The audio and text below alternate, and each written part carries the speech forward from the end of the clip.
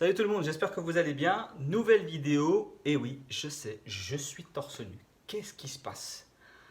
Eh ben, je vous laisse deviner. Moi, je pense que vous avez deviné. On va parler des excédents de peau. Et là, je me suis dit, bah, tant qu'à faire, autant me mettre en condition et montrer en direct ce que c'est et comment on vit les choses et ce que j'en pense. Et je pense qu'en même temps, le son, l'image, bah, j'espère que ça fera percuter dans les esprits de certains.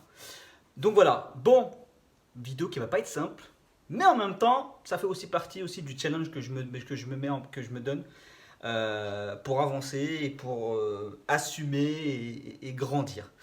Voilà, voilà. Bon, bah let's go parce que franchement, il caille un petit peu, donc torse nu, c'est pas terrible. Allez, let's go.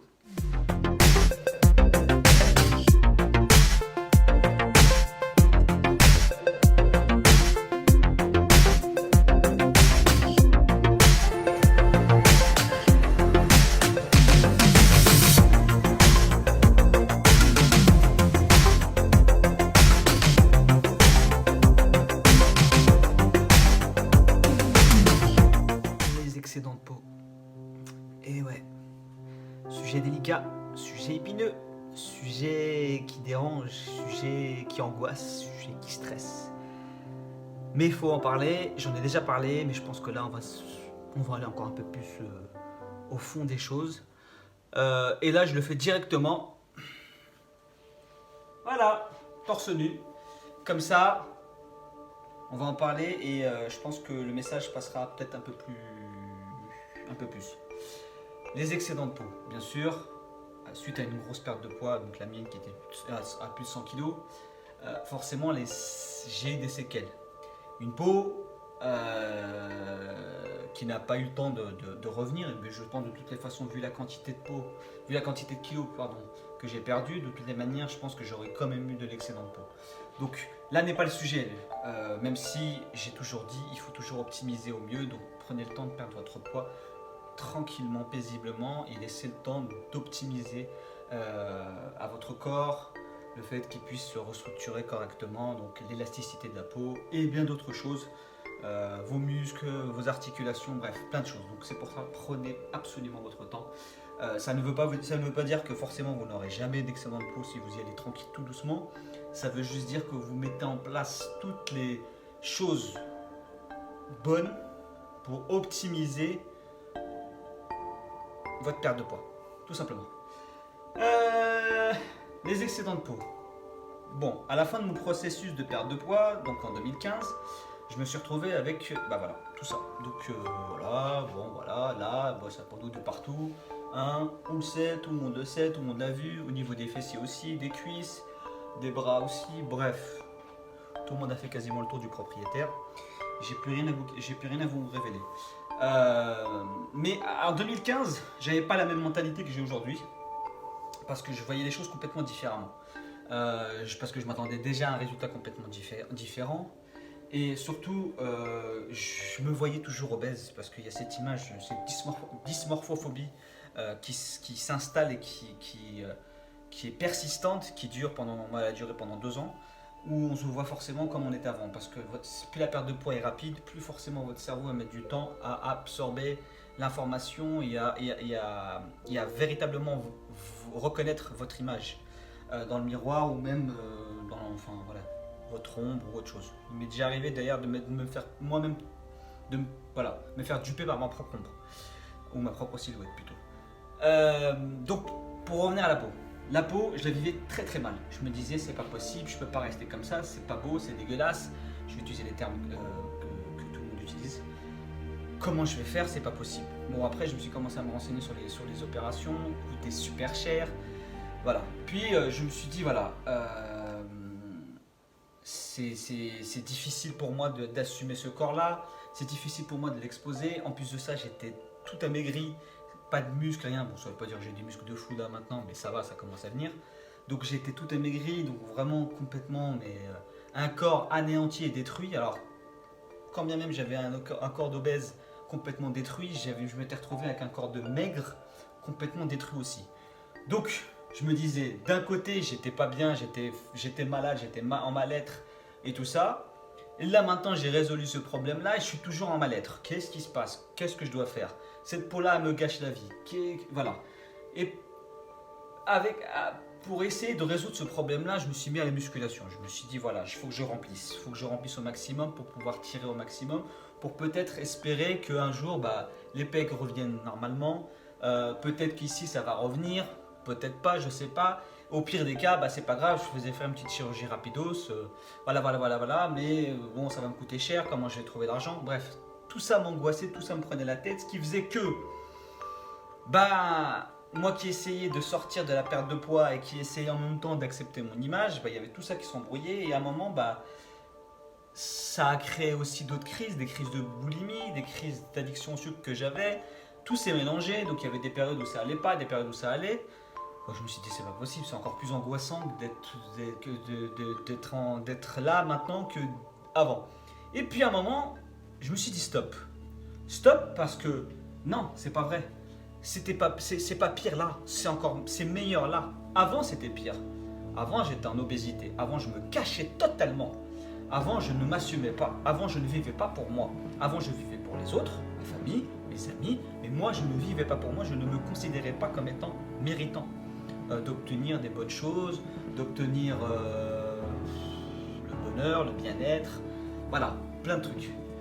Et ça a mis un peu de temps quand même, le temps que je puisse mettre ça en place. Et puis à un moment, je me suis dit, voilà, en force de m'exposer sur les réseaux, de montrer et de recevoir tout ce que j'ai pu recevoir comme message super positif, et j'ai eu de la chance, c'est que j'ai eu tellement peu de messages négatifs que en fait ça m'a redonné un peu plus d'énergie, de force et en fait de recul sur moi-même, de recul sur l'image que j'avais, de recul sur cet excédent de peau qui bien sûr me gâche un peu la vie de temps en temps, parce que je me dis que je ne suis pas complet, je ne suis pas optimal par rapport à ce que j'ai envie de voir de moi. Mais en même temps, cette peau-là, moi si je me suis mis l'objectif de la faire retirer, je la retirerai à un moment ou à un autre. Donc pourquoi est-ce que je dois m'angoisser, me stresser, me mettre en mal-être totalement si je sais qu'à terme je vais la retirer? Un jour ou l'autre, je vais la retirer. Alors pourquoi je dois me faire subir une souffrance supplémentaire en parallèle à celle que je subis du fait de l'avoir? Parce que, très honnêtement, c'est pas très agréable de se dire que quand on veut s'habiller, on est obligé de prendre à un moment un jeu de jouer avec des tailles, parce que sur un haut vous êtes plus sur du S et sur là vous êtes plus sur du M. Donc à un moment, voilà. Mais en même temps, c'est rien. Très honnêtement. À côté de ces petits désagréments, parce que j'appelle ça des petits désagréments, je suis super bien dans ma peau, de plus en plus. J'ai un regard sur moi qui est de plus en plus bienveillant. Je suis vu par les autres de façon tellement positive et tellement honorante et tellement... je sais même pas quoi vous dire, que je me dis, c'est pas grave, ça partira un jour. Ça partira un jour. Et ce jour-là, je serais fier parce que je me dirais, voilà, t'as continué à avancer. T'as fait les choses qu'il fallait. T'as profité de ta vie à chaque moment qu'il y avait. Je suis pas très français, mais c'est pas grave, vous m'avez compris. Et le jour où la peau partira, disparaîtra, ça sera encore, mais le best-of, la cerise sur le gâteau. Donc, oui, je comprends que la peau vous angoisse, vous stresse. Oui, je comprends que ça soit pas très esthétique. Oui, je comprends que ça coûte. Parce qu'effectivement, ça coûte. Mais tout ça, c'est pas une raison. Ce ne sont pas des raisons. Ce ne sont pas des raisons pour vous freiner dans une perte de poids. Ce ne sont pas des raisons pour vous pour déprimer tous les jours. Ce ne sont pas des raisons pour je sais pas, mais pour pas profiter de ce qu'on a pu réaliser, le travail que vous avez pu réaliser, le travail que j'ai pu réaliser. Parce que c'est en même temps un peu un manque de respect de se dire que on est là, on a fait un travail incroyable et derrière, vous êtes là à vous lamenter, à pleurer, à être tout le temps négatif. Et il y a des gens à côté qui essaient de trouver leur déclic, leur force, leur méthode pour justement elles aussi sortir de leur mal-être. Et vous êtes là à leur dire ouais, j'ai perdu du poids mais je suis pas bien. Comment vous voulez donner exemple et envie à des personnes qui sont dans des situations, qui ont envie de s'en sortir, qui vous voient comme un espoir, comme un exemple, et qui en fait finalement se disent bah non en fait, ça donne pas envie parce que finalement si c'est pour être aussi malheureux que ce que je peux voir à travers des personnes qui sont passées par là, ça m'encourage pas. Et c'est ça aussi qui a fait que j'ai aussi évolué. Parce que au début de mon Instagram et de mes réseaux sociaux plutôt, j'avais besoin de moi de chercher de la motivation, de l'inspiration. Et au fur et à mesure, le message c'est un peu déplacé. C'est-à-dire que je cherche toujours de l'inspiration bien sûr, mais aussi je suis quelqu'un qui essaie d'en donner, mais surtout de la motivation.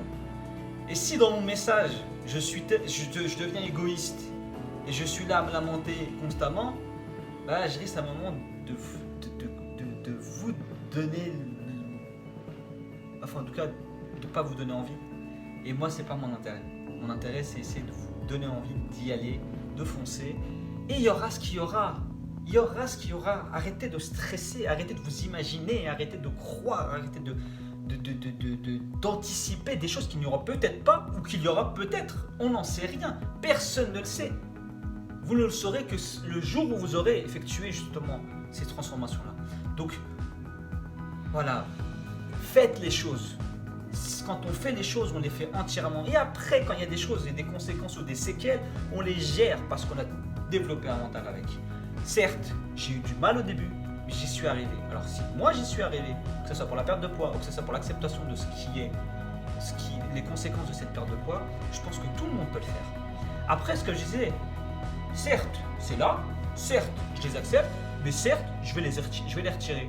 Parce que je sais ce que je veux de ma vie, je sais ce que je veux faire de moi, je sais ce que je veux voir de moi. Donc, pourquoi je vais m'angoisser? Pourquoi je vais me stresser? Pourquoi je vais me mettre encore plus mal? Non, pour rien. Et puis en plus, franchement, très honnêtement, plus je positive sur cette chose-là, plus bizarrement, ben, je me sens encore mieux. Vous voyez, je vous parle torse nu. Un truc que j'aurais jamais pensé faire dans une vidéo sur YouTube. Donc comme quoi, plus vous allez positiver, plus vous allez... C'est la méthode Coué. Plus vous allez positiver, plus vous allez vous auto-suggérer que vous êtes bien et plus forcément, bah, votre esprit va y croire et votre esprit va le vivre et vous allez le devenir. Donc voilà, c'était mon petit message sur la peau, sur comment moi je vois les choses. Bien sûr que, voilà, ce que je disais, il y a des moments ça gêne un peu plus que d'autres, mais c'est pas pour autant que je vais en déprimer. Et comment j'essaie de faire passer le message comme quoi ne désespérez pas, ne déprimez pas, ne vous freinez pas, ne vous angoissez pas plus que ce qu'il ne faut. En tout cas, ne vous angoissez pas tout court d'ailleurs. Mais ne vous freinez pas plus que ce qu'il ne faut. Faites les choses pour les faire. Et puis, advienne que pourra. Et s'il y a un problème, eh ben, vous allez résoudre le problème. Et basta. Voilà, c'est comme ça. Bon, j'espère que cette vidéo vous aura plu. Je sais, je suis torse nu, c'est pas très voilà. Mais voilà, c'est pas conventionnel, c'est pas classique. Mais voilà, c'est comme ça.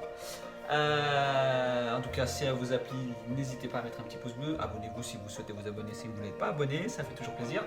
Et puis je vous dis à la prochaine. Ça sera sur... je pense que je vais essayer de vous faire un tuto cuisine. Ou alors les courses, on verra.